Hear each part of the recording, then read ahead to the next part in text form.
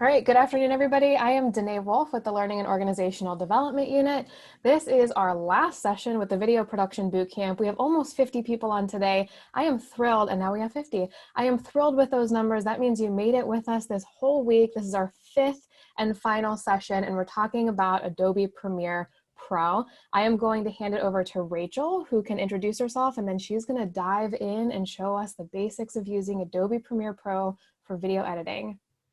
All right. Hi, everyone. Thanks for the intro, Danae.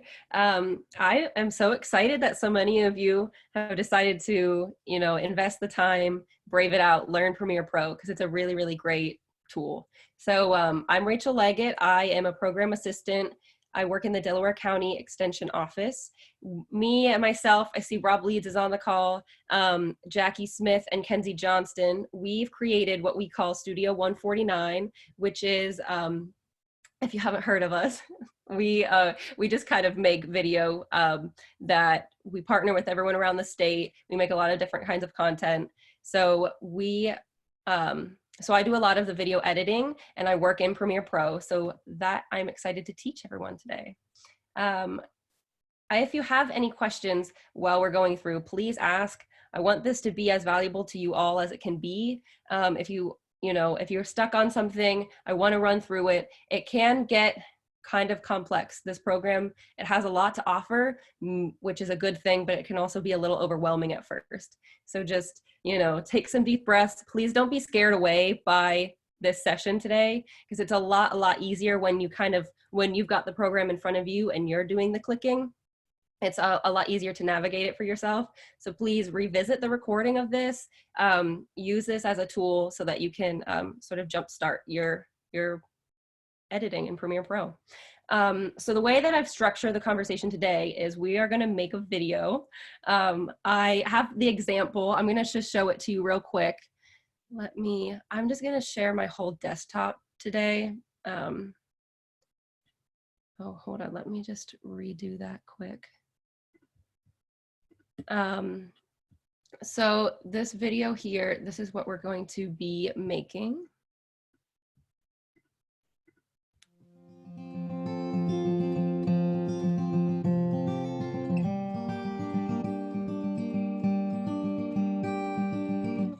Absolutely.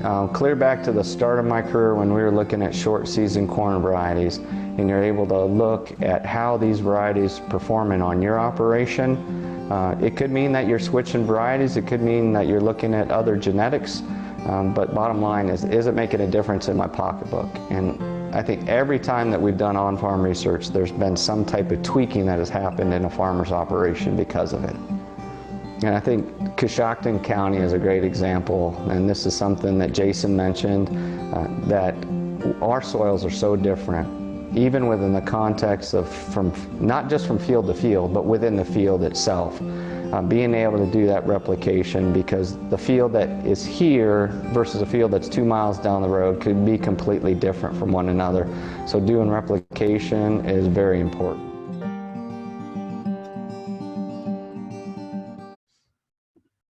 So that is just a short 1 minute,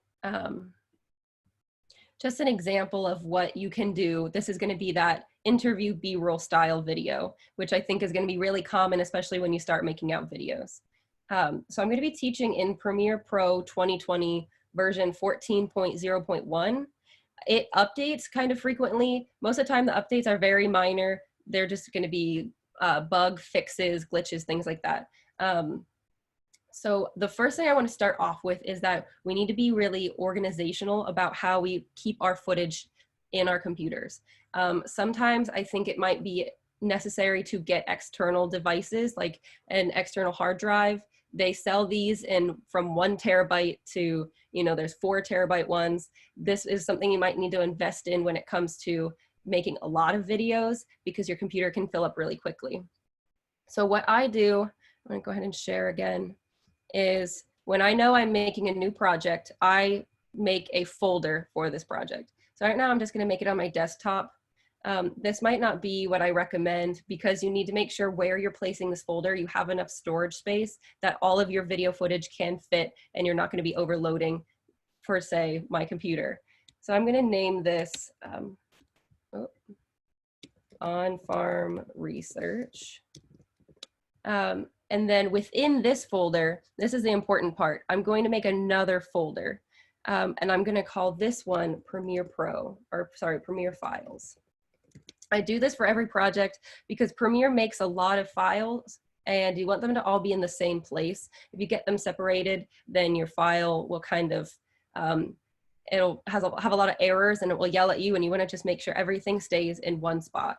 So I'm going to copy all of my footage that we're going to use today, and I'm going to put it into my folder. That way everything's in one spot. And oh, I did not copy it, did I? All right. Here we go. And then I'm going to paste them in there. Now we've got everything in one spot. And now we're ready to get into Premiere Pro. So I've already got it open. I'm going to change my share here. Can I just do, I'm going to just share my Premiere now. Sorry, hold on, it doesn't want me to. Where did it go?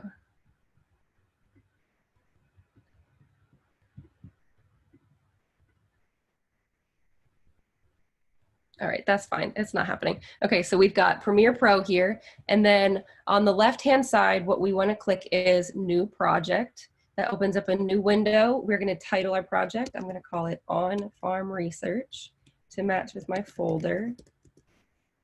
And then the important thing is this next line here, location. You're going to hit this Browse button. You need to make sure that you're putting this Premiere file where you want it saved. So we're going to navigate to that file that we've made on our desktop. So on farm research, navigate to those Premiere files, that Premiere file folder, choose, and then everything else on this list you can just keep as is. And we're going to hit OK, and it will open up Premiere for us. So the most important thing to note when you first look at this interface is that it's completely customizable. So if I open up my Premiere and then if Danae's sitting next to me, she opens up her Premiere, they might look completely different because what we have are these panels, they're called, these different squares, and it's so customizable that you can X out of these squares, you can add new ones, you can sort of drag and make some bigger, make them smaller. So that can make it really nice. You can customize to exactly what you need, but also it's a little bit more difficult sometimes when it comes to teaching. So just keep in mind that if yours doesn't look like mine, that's okay. So if you have windows that you want to add, if you go up to this top bar here, it says window, and then there's all of these options of different panels that we don't already have available to us right now. So I'm not going to explain all the panels now. As we go through and we use the panels, that's when I'll kind of run through exactly what they mean. So if you do accidentally close out of a panel that you didn't mean to, this is an issue that we've run into when I've been teaching before. So if I accidentally click on this menu here and I hit close panel, then I've lost my timeline. So what you do is go to Window, Workspaces, and then you can come down to Reset to Saved Layout. Click there, and then your timeline pops back up, and everything is back to how you had it originally. So just keep that one in mind. And then my first most important tip of the day is to save. Save all the time, as much as you can. There's different ways to save. You can go File, down to Save. There's also keyboard shortcuts. I like to use Command S, or if you're on a Windows device, it's Control S. I do this all the time. Just get into the habit of doing that as much as you can. You don't want your computer to maybe die on you and then you lose a lot of work that you put into your project. So, do we have any questions?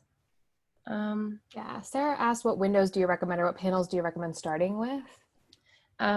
Yes. So the panels that you start off with when you first open Premiere, those are going to be your basic ones that you're going to always use.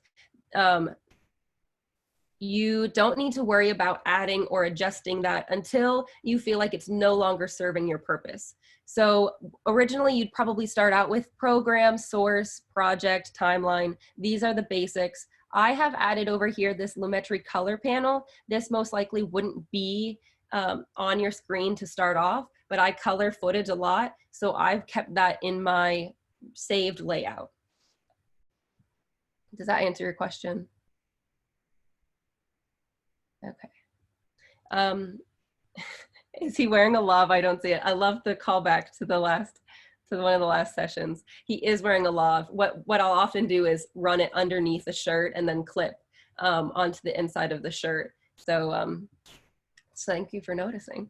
All right, so we are going to move into adding footage to our Premiere project. So you want to do this by clicking File, go down to Import, click there. It opens up a new folder, or sorry, a new window.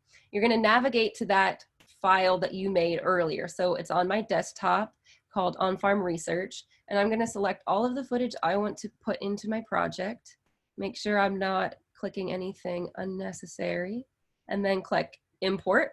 It's going to load the files in. Depending on how many files you put in there, it can take some time. So everything will load into your project panel. And you can see they're all represented by these little squares. So we've got our videos, and actually if you hover your mouse over top and you kind of scroll over, it scrubs through the video. That's a really helpful little thing, just so you know you're pulling the right video. And then you can see audio files are displayed with this green square with the waveforms. So that's where all your footage is going to be housed. Sorry, I just want to review my notes, make sure I don't miss anything over there. So we're going to start by making a sequence in our timeline. So we see our timeline panel right here. It says no sequence. So how we're going to do this is click on your interview. I always start with my interview footage as the beginning of my sequence. So if what I did here was I double clicked on this interview. This is David Marison from Coshocton County. It will open up in what's called the source panel. So the source panel is kind of like a preview of what your footage is before you move it into your timeline. So we know we want the whole entirety of this interview. All we're going to do is click in the center and drag it, drop it into our timeline, and now we've got a sequence. So you can see we've got video at the top line here, that's solid, that's our video, and then underneath with the waveforms, that's our audio. This blue line here, this is our playhead. So anywhere you place your playhead, that is what is going to be shown in your program panel. So the program panel is showing you what your project actually is. It's no longer a preview, which is what's in the source panel. The program panel is, this is your video, this is what you've edited together. So in your timeline, or I'm sorry, also with your playhead, you can also see this timestamp here that shows you your playhead position.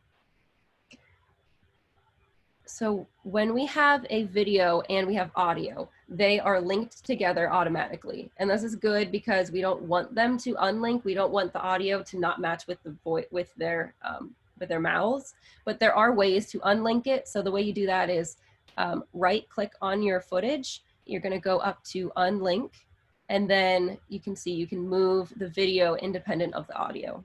We really don't want to do this, right? Because you don't want it to not match. So how you relink them is select both the video and the audio, right click, and then select, oh, sorry, I did the wrong thing. See, I've made my mouse bigger so that you all can see it better, and I feel like I got clumsy. So then you're gonna hit link. So now we can see the video and audio are paired together again. So we are going to look at some of the other functions in this section right here. We've got V1, V2, V3. These are our video tracks. They go from, they go up, right? And then we've got the audio tracks, A1, A2, A3. These go down. So as Danae was saying, sometimes, or as Danae was saying, this is one of the better features of Premiere Pro as opposed to Rush, because you can add a ton of tracks. I have had probably, I think I've had like 13 video tracks in at one time. So I don't think that there's a limit to it. If you need to add tracks, all you do is right click just in this open space right here right click, and then you can go to either add track and it will just add a video track right there for you. Or if you go to add tracks, it opens up a separate window. You can add however many video tracks you want, audio tracks, and you can choose exactly where you want them to be placed. I think we got a question. Yes, you can unlink and then make an edit to either one of the video or audio separately and then relink them. Yes. Yep. So then the other functions we have on the left-hand side, we've got these eyes. If you select the eye, it crosses itself out. And then you see in our program panel, we're no longer seeing that video clip. And then if we click it again, it comes back. So this is just a way to preview. For example, if we had B-roll that we'd layered on top of our interview, so we've got our interview in track V1, if we had B-roll in track V2, we could toggle that B-roll on and off and see exactly what's happening with the video underneath in that interview. And then similarly with the audio, we've got this mute function. So now if we play back, you can't hear the speaking. So that just comes in handy. And then we've got solo. And solo means basically that it mutes all the rest of the tracks. So the only audio you'll be hearing is the audio on track A1 because we've selected solo on track A1. So those are our basic functions in our timeline. We've also got, as you can see, these scroll bars. This can help you scroll back and forth between your video. And then if you see these little circles on the ends, click those and drag. This can either shorten or extend your video clip. This is helpful if you're trying to get really tight on a cut and you're gonna see, okay, so I see this audio ends right here. I can see it because my waveform is larger now. So I can drop my playhead there and I can make a cut. You also can do that.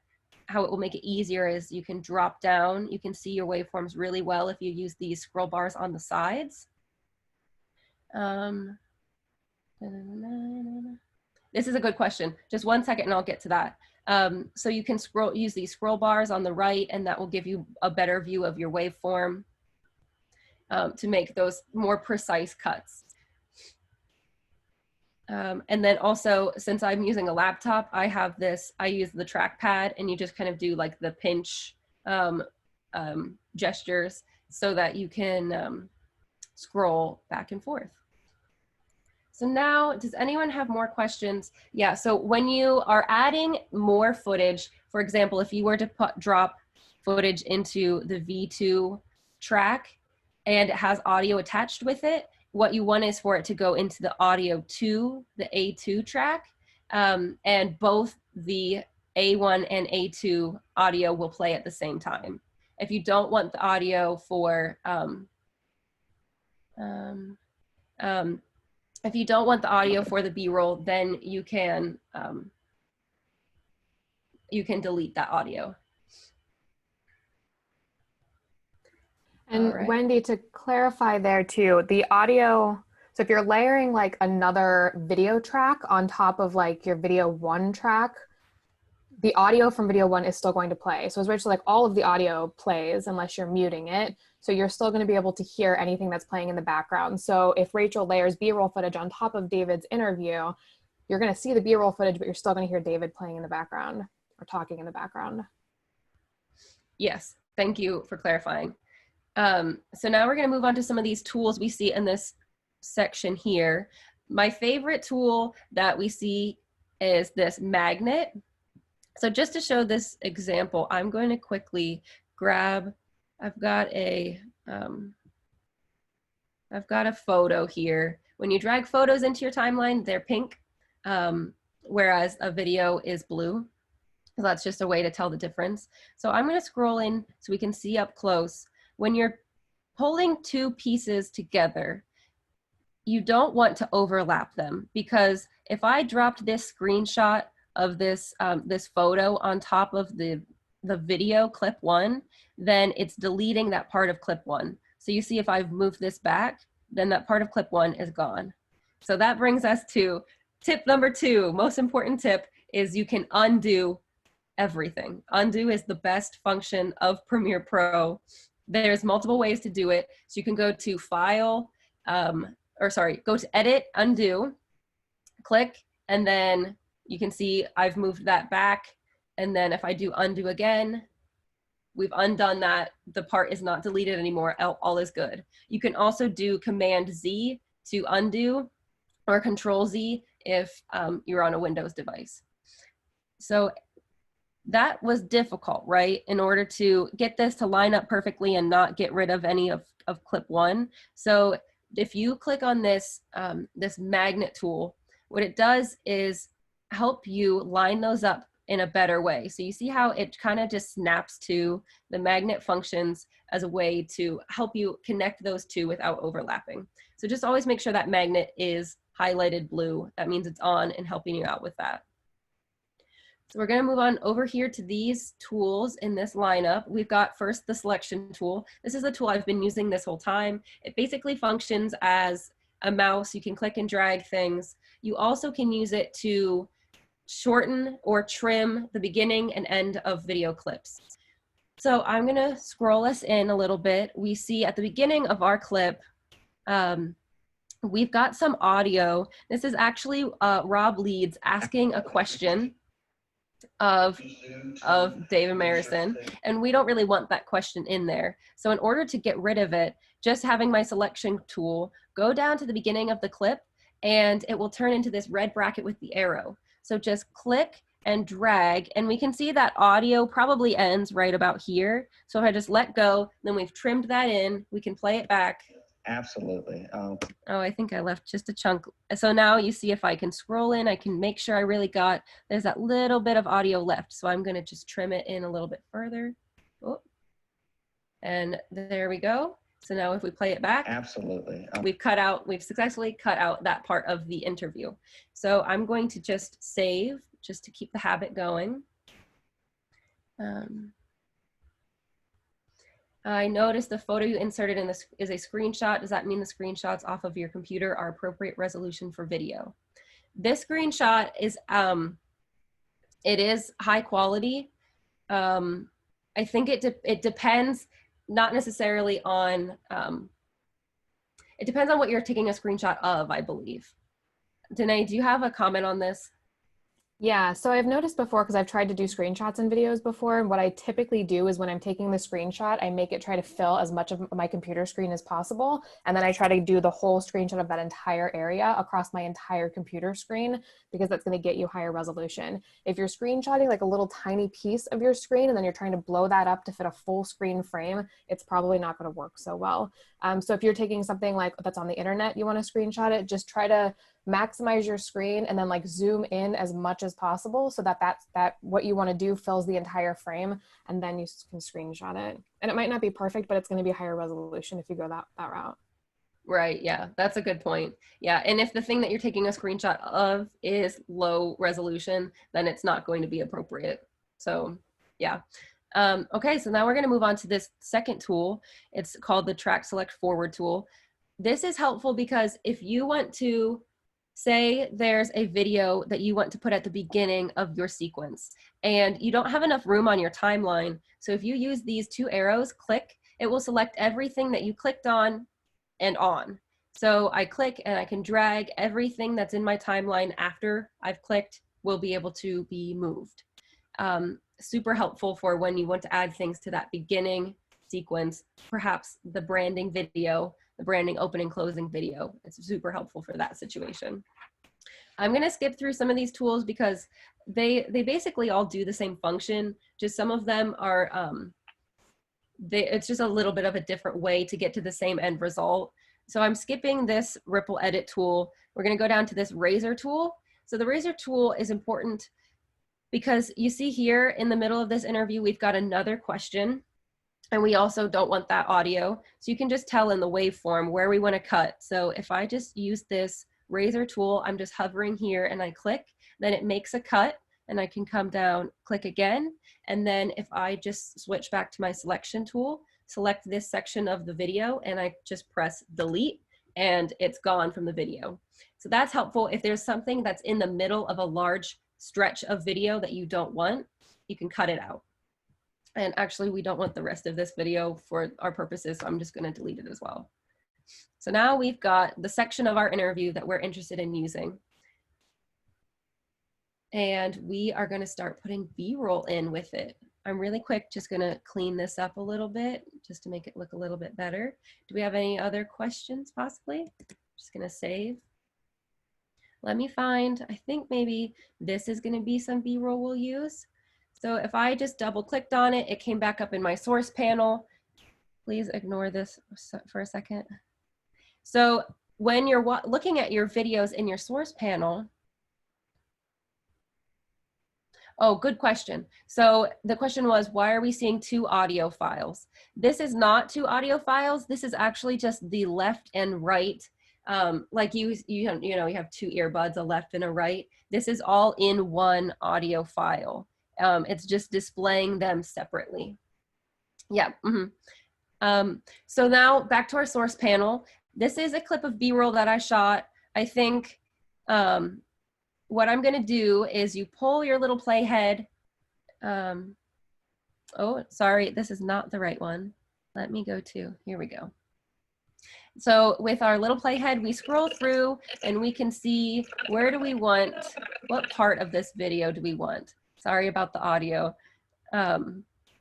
We pull back, I think maybe around this point is good. So what I've just done is I set an in point. It's this little bracket here. It says mark in. So this is the beginning of where I want my video to start. I pull my playhead down. I think around there is where I want it to end. I click the bracket and that's the end of the video. Can you speed up parts of the video and moving around text in part of the video picture? Yes, I'll cover these things later. So now I've got this clip and it's B-roll, so I really don't need the audio. Also, the audio is just me and Jackie chatting. We really don't want this audio. So instead of just clicking and dragging from the center of the video, there's this other option down here. If I put my hand, turns into this hand, so I'm gonna grab video only. And I click and drag, and I'm gonna drop that into my V2 track. There's also the option to just drag audio. We don't want that right now, but you see if you can just drag and you drag the audio separately. So I'm just gonna delete that because we don't want it. So now we have a clip of B-roll in our project. Ideally, you wanna line it up with what the person's speaking about, but right now we're not gonna worry too much about that. So we've talked about,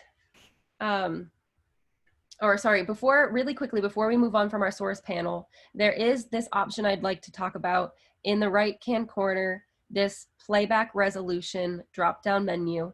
So you have different options of full, half, quarter. This is going to change the resolution of the playback of your video in the source panel.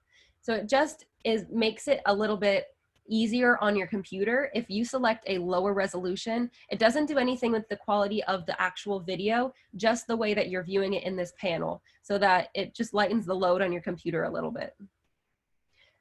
So moving back to our B-roll clip, we talked about in previous sessions how you can slow down footage and make it into the nice slow-mo. So I know that this clip is in 60 frames because I filmed it, but we want to make sure that things are shot in high frame rate before we want to make sure that it's in high frame rate before we slow it down, or else it's really not going to look good.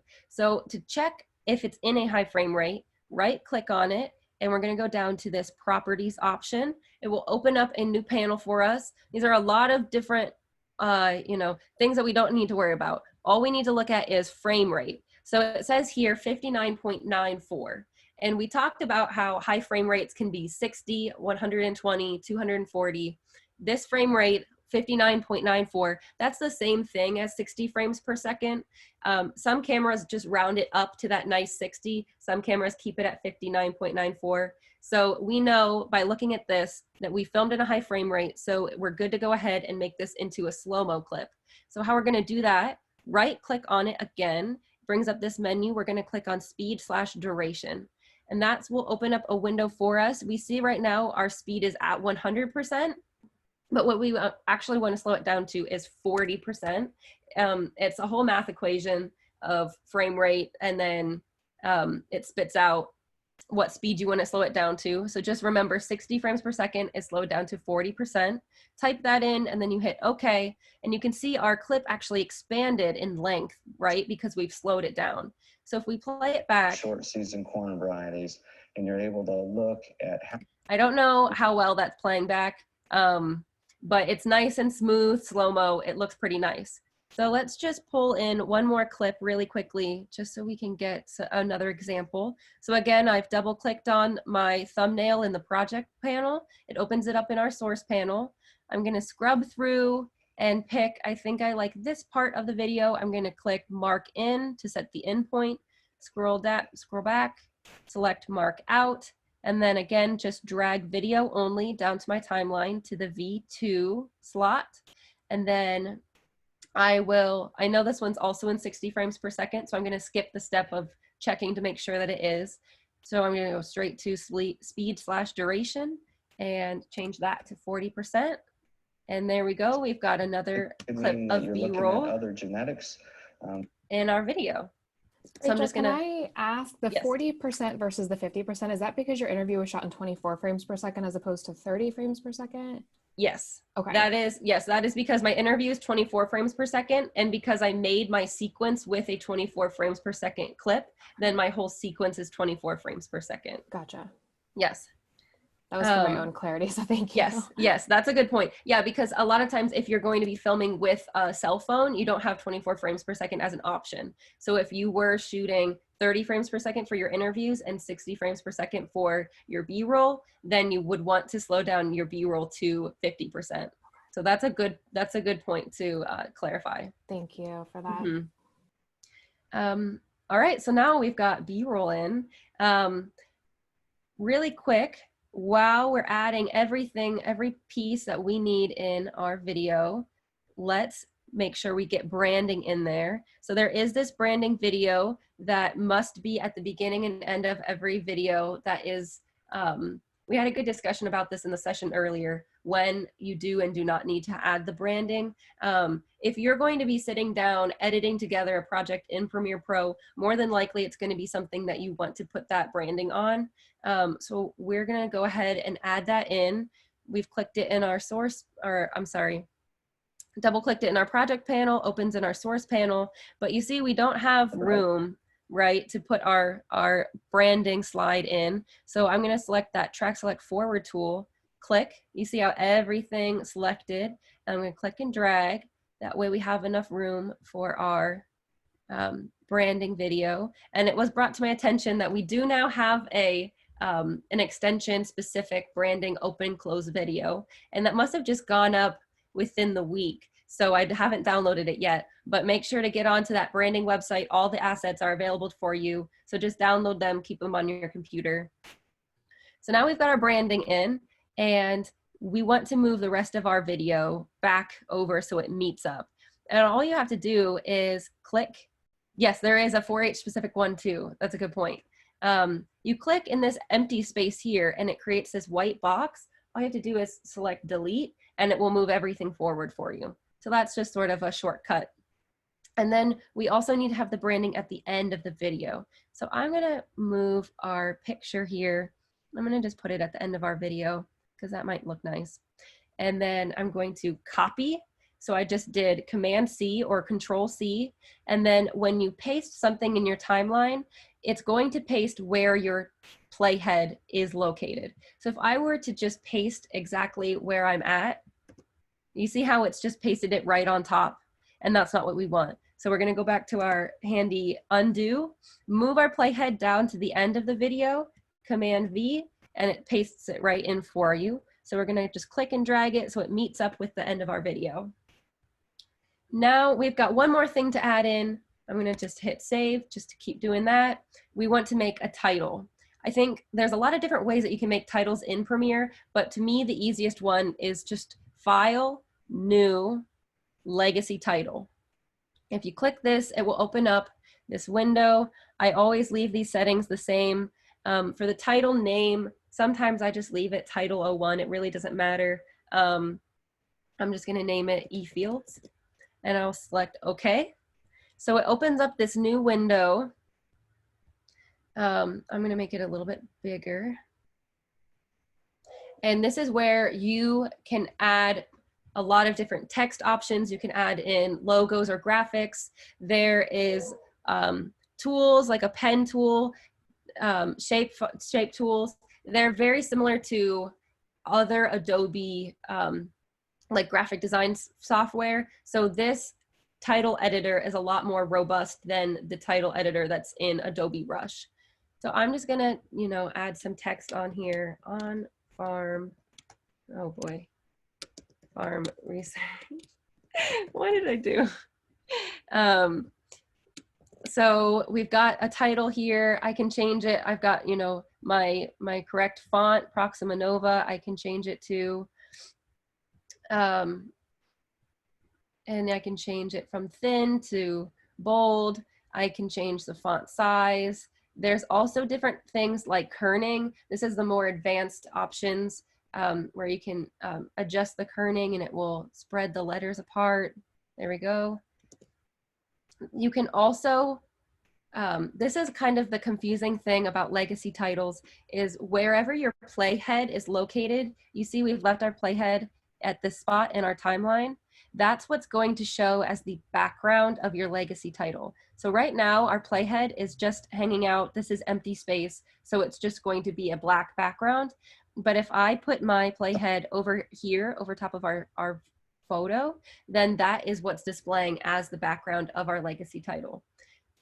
So if you want your video to just have, if you want your title to just have like a plain background, there's this option down here, background, and you can select that box and it adds a background for you. You can change the color of it. I think I want mine to be white, and there we go. So there's lots of different options. This is something to play around with and see everything that you can do in it. I'm going to delete this text because we're actually going to input a logo or a graphic for eFields. So the way you do this, right click, go to graphic, insert graphic, and it will bring up a window. Again, we've the window that we had, the folder, sorry, that we had all of our footage in. So we clicked eFields logo, open, and it will just put it right into that title for us. I think this looks a little bit big, so I'm gonna scale it down just a bit. And it's hard to scale because it's in that white box. So when you're scaling an image, make sure that you hold shift. It will keep that scale even.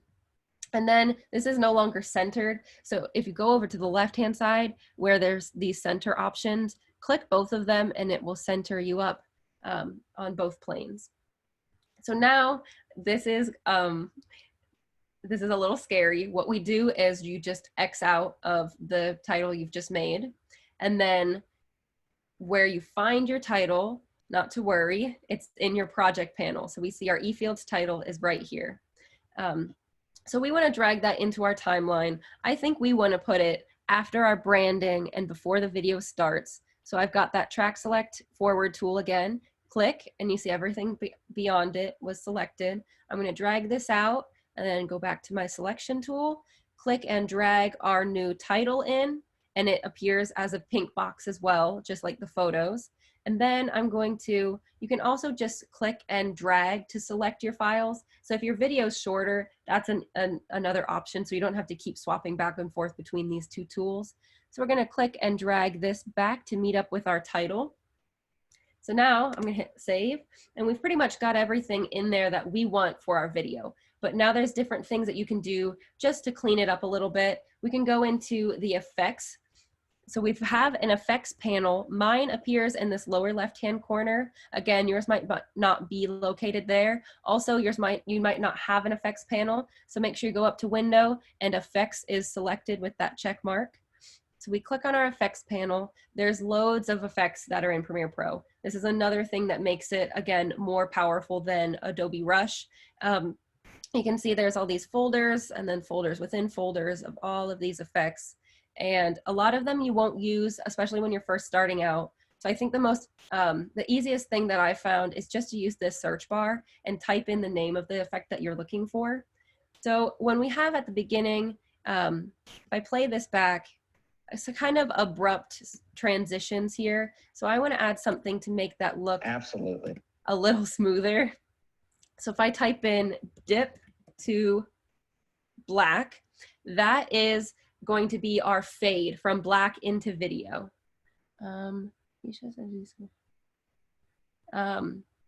Yes, I can show you, a similar example to what Danae did earlier with the recipe card. I'm gonna go through these effects really quickly, and then I can show you there's some different ways that it can be done with the effects in Premiere. Yeah. So if we use a dip to black, this is the effect we want. This takes us from black to the video, and it's a nice smooth transition. So all you do is click on it and then drag it into your project. So you can see how it has this little sort of, it's like a brownish color. That's where, when I let go, that's where it's going to drop our transition. So we've dropped it right there. I'm going to scroll in so we can see this a little bit closer. But the thing is that it's not transitioning between the two clips. And sometimes this does this.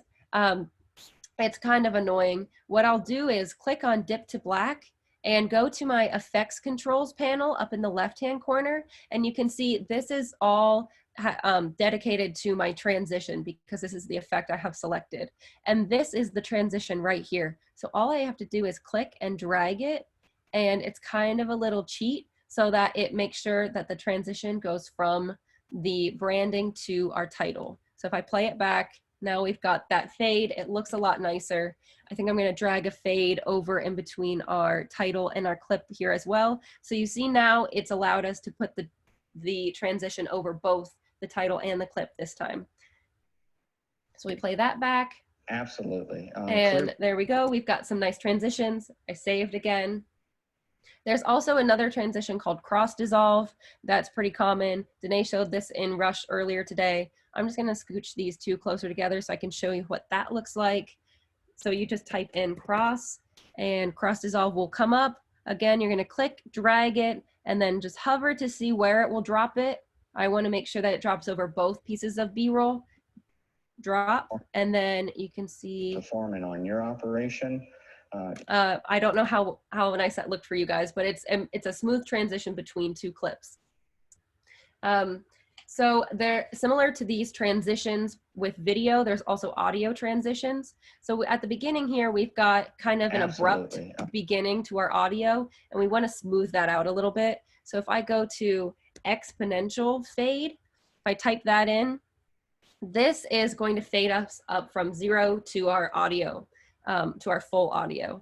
So I'm just click and drag that right at the beginning of our audio, drop it, and then if I scroll in so we can see it a little bit better, these are customizable. You can click and drag and make the fade shorter or longer. So we're gonna make it pretty short because he starts talking pretty quickly. So then if we play it back. Absolutely. So it just makes it a little bit softer. I always add an exponential fade at the beginning and end of all of my audio, especially with music. That way it just makes it a smoother transition.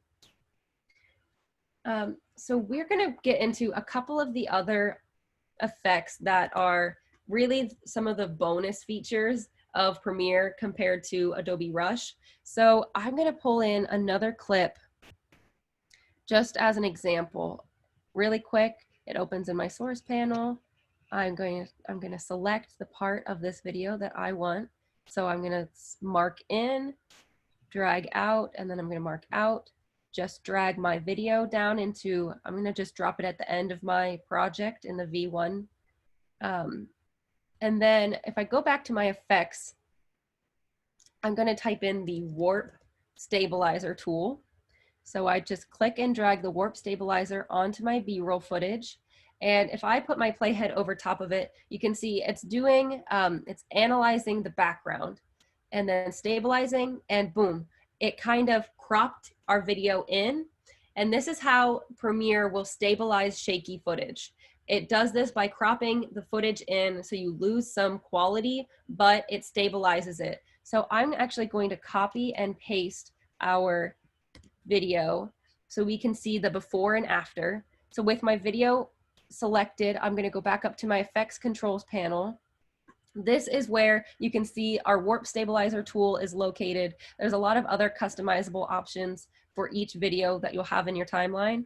So actually, I want to get rid of the warp stabilizer for this piece of footage. So either I can hover over this toggle effect on or off. I just click that and it will turn the stabilizer off for this option. Or if I have the warp stabilizer selected, I can just delete it there. So I've got my stabilized version and my not stabilized version. So that can be a good tool. Sometimes it does not look good. Sometimes it kind of gets like wonky is the best way I think to describe it. So just be careful using that tool. Don't overuse it. Then we've got Lumetri Color. This is, again, that's what this box is over here that I have this extra Lumetri Color panel. So if I select, I'm going to select one of my clips over here to color for us really quickly. I have all of these options in this panel over here. There is the basic correction panel, which is all I recommend that you stick to for now. There's also creative, where you can do a lot of other effects and curves, color wheels. There's a lot of stuff in here. This is more for when you get more advanced into coloring. So I can change my exposure. Here, let me make this a little bit bigger so we can see that rather than our source panel. You can change your contrast. So I think I want to add a little bit more contrast. Sometimes I like to add a little bit of shadows. And then I can increase the saturation. So Danae had mentioned log footage earlier in the week. This is the point where your log footage, you're going to be doing a lot of coloring on it. Log, it's that grayed out footage that you wonder why it looks so gray, because it's got so much more information in that image. You have more ability to color it in post.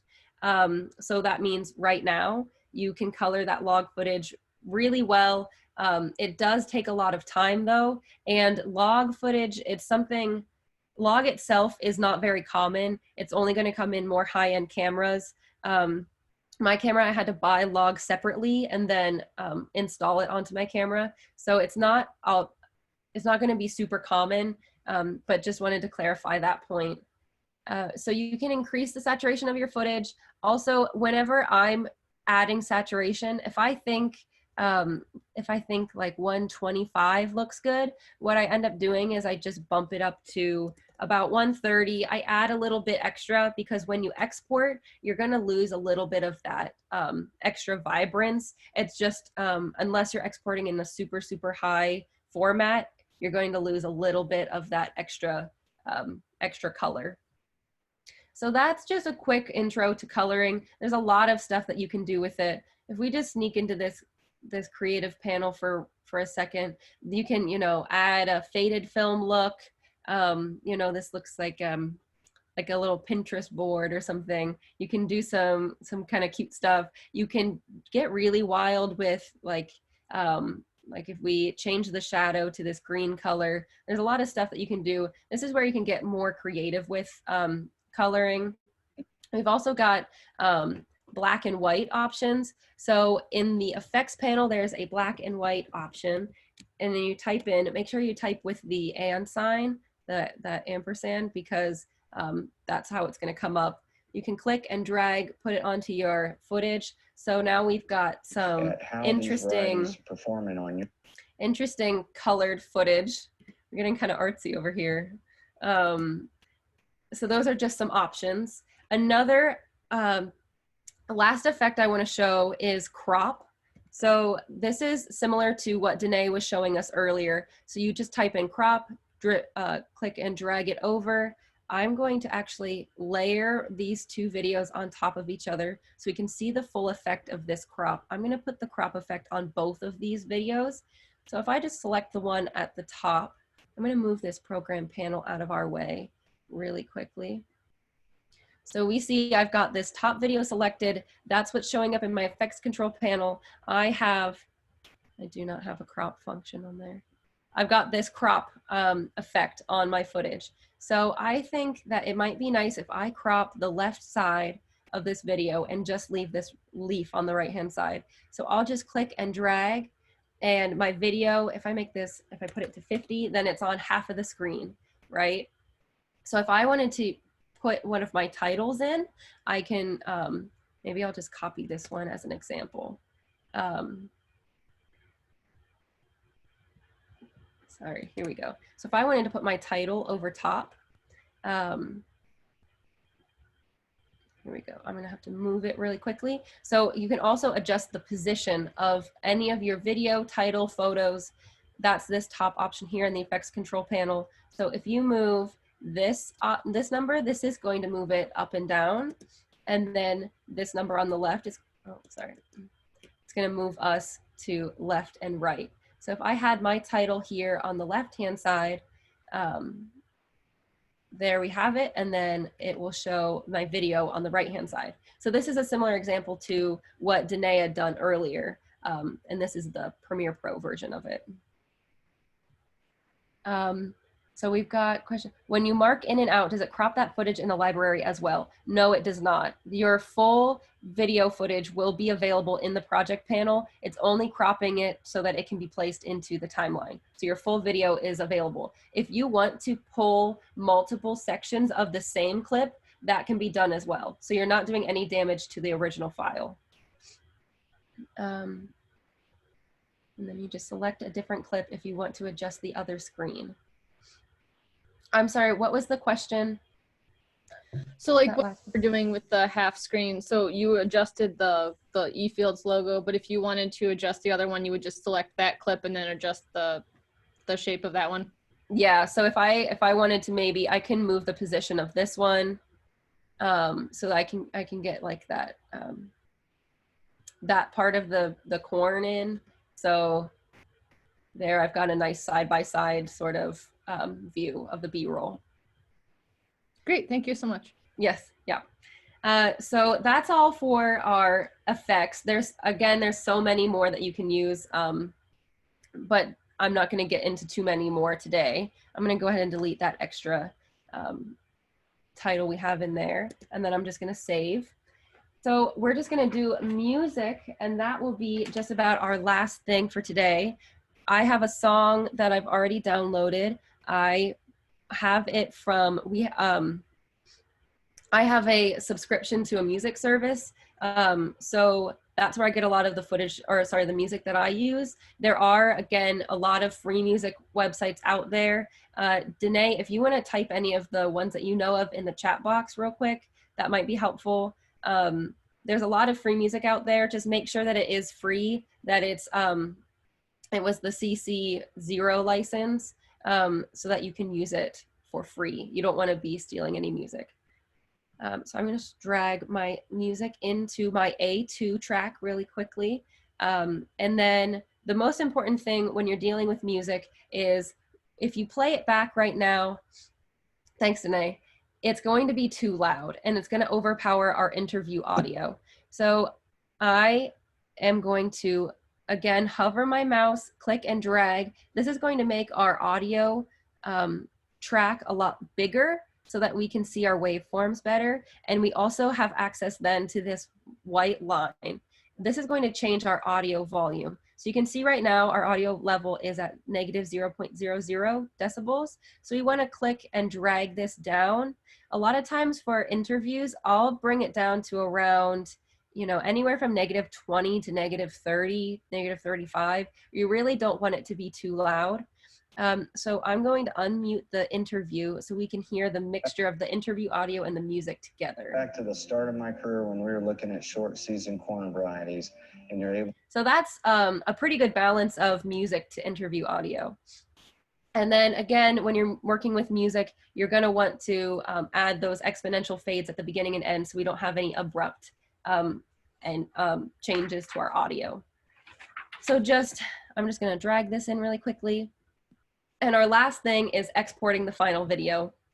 So I go up here to File, down to Export, and then select Media. It will bring up our export window.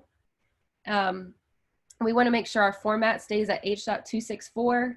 The preset option, this, if I drop this menu down, you can see there's so many different options. It's really going to depend on what you're doing. I kind of recommend using, there's this YouTube 1080p Full HD export preset. This is nice because YouTube compresses videos a lot. And if you've already exported at that YouTube preset, it just makes that process a lot easier. And then the most important thing is you want to change this output name. This sometimes can get overlooked because it just kind of blends in. So click on that. It's going to open up what you're going to save your exported video as. So I'll call this on-farm research. And I'm going to navigate to my folder that I want it to save to. Click Save. Make sure that the export video and audio settings are selected. And then really the rest of this, you can just leave as is. There's a lot of different ways that you can export. There's a lot of functions. It gets really technical. So just for now, I'd say stick with these presets. You can get more into it and understand more of what these settings are going to do for your video, if that's something that you're interested in. So then my last tip would definitely do not, a lot of times I'll hit enter on accident, but you can see that export is not our default option here. So if you hit enter, it actually queues your video with the Adobe, what is it called? The encoder. It's a different Adobe product, and it will automatically open on your computer, and it takes up a lot of computer power every time yes, media encoder, thank you. Every time I accidentally open this up, it sounds like my computer is going to blow up. So make sure that you don't accidentally just hit enter. Try to hit that export button, and then it will export your video, and your video will show up in that folder that you've selected for it to save to. So that is my last bit of information about Premiere Pro. Please ask questions. I'm going to stop sharing quick. I haven't been able to see any of you guys this whole time, so hello. If you have questions, please ask. I don't know if I've missed any along the way. There was one about, can you change to export it as a .mov or MP file? So a H.264 is going to export as an MP4 file. And that's what I would recommend using. If you're doing a bunch of videos and you want to finish them and then walk away for the export, media encoder can be great. Okay, thank you for the tip. That's really nice. I think maybe my computer just does not like it. So that's just my recommendation. But if you want to look into media encoder, by all means, go for it. Any more questions? We're almost out of time. About the Audio Jungle. I had put something in there about Audio Jungle, the Envato Market, which I've bought music from before. Is it a subscription service? I think you might be able to subscribe, but I've just bought single files. Rachel, what do you use your subscription? We have Soundstripe. Okay. It's pretty good. There's so many different subscription-based services out there. They're not too expensive. It makes it really, really a lot easier. Before, it ran into the issue of I was really running out of free songs. Like the song that you used earlier today, Danae, Acoustic Breeze from bensound.com. It's like those songs, those couple free songs are like burned into my brain. So if you can swing it, a subscription to a music service is a good option. And Wendy has a great question. So if you're downloading something like from Audio Jungle or from, you said Soundstripe, do you have to provide attribution? You do not, because you've paid for the ability to not use the attribution. So most likely when you download those songs you've paid for, it will come with your like, oh, what's the word I'm looking for? Your like contract or your, yeah. I don't know what word it is that we're trying to say. It will come along with that, and that protects you from any ill use of the song. Yeah, so I'm looking right now at Envato Market, and they have graphic templates, video templates, stock photos, they have music tracks. I think they might do video. There are some services that you can pay into. And again, you'd have to like make sure that you're going through the university to like pay for that, but it actually gets you access to a lot of different things, not just music. And as we talked about earlier, like we created a great video about oranges, all from like free stock footage. If you can, like if you know that you're going to be using stock footage a lot, it might be worth like looking into some of that stuff. if you've ever looked at like iStock.com, which I've done this before, because I'm like, oh, I really need a clip of like this very specific thing. And you look for it and you find like the most perfect clip to use, but it's like $250 for a 10-second clip. And you can't possibly pay that for like that 10-second clip that you need, especially when you need 10 or 15 or 20 of those 10-second clips. So, you know, finding a subscription service could be a good option. But again, I don't want to speak to like how the payment might work through the university or anything like that, because I just don't know. Mm-hmm. Yeah. Did we have any more questions? I just want to say before everyone starts hopping off, if you do have questions, there's a lot of resources that are out there, especially I know me and Danae have already talked about this week, but YouTube has a lot of resources available to you. There's complete pages of people who are, their whole job is to teach you how to use this program. So that's really helpful. If you have any questions, email me with your questions. I really would love to help. I might respond. My answer might be a link to a YouTube video, but just because it's so much easier for you to go, I like to say like click by click. They do something, then you can do something, and you can follow along step by step, and it makes it so much easier just to really just get started. Once you get started in Premiere and then you do it more and more, it just is going to get way easier. Yeah. So with that, this wraps up our week-long video production bootcamp. I am so thrilled to have collaborated with Studio 149. This was excellent. I hope that you all found it beneficial. And as always, we invite you to send us questions, emails, get a hold of us and let us know what your needs are. I'm going to go ahead and stop the recording and we'll get this posted on our LOD website along with the other recordings. So see you all later. I hope you guys have a wonderful weekend. And thanks to everyone. you, Danae, and thanks, Rachel. It was great. Great week. Thank you. Thank you. Thanks.